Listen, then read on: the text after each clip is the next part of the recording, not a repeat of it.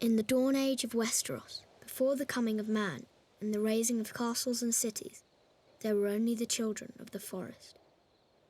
Little is known of them now, but it is said they were small in stature, dark and beautiful, and no taller than children when grown to manhood. They lived in the depths of the forests in hidden villages, crannogs and caves. They hunted with weirwood bows and armed themselves with blades of obsidian. Their wise men were called green seers and were possessed of a powerful magic. They worshipped nameless, faceless gods of the forest, stream and stone.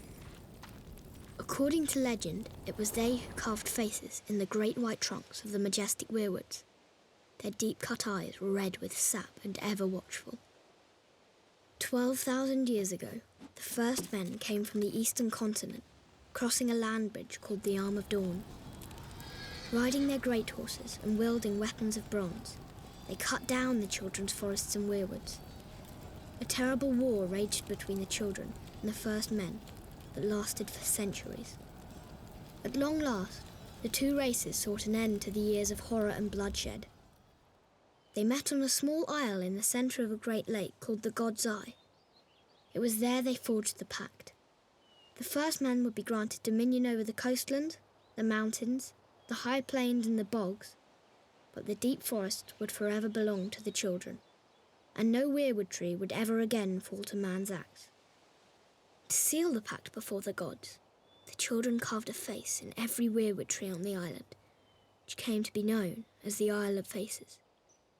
But the pact could not withstand the coming of the Andals, a race of tall, fair-haired warriors. They attacked with fire and weapons of steel, slaughtering the children of the forest wherever they could find them, burning out their weirwood groves, hacking away at the faces of the old gods, and spreading their own religion through the land. Centuries of war followed, and the Andals conquered every kingdom in Westeros, save one, the North. The kings of winter were able to withstand the Andal invasion, and descendants of the first men dwell there to this day, and continue to worship the old gods. As for the children of the forest, those who survived the slaughter were said to have fled far north and have not been seen again. Most assume they're long dead, and some don't believe they ever existed. They live on only through song and legend, and in the faces of the weirwood trees.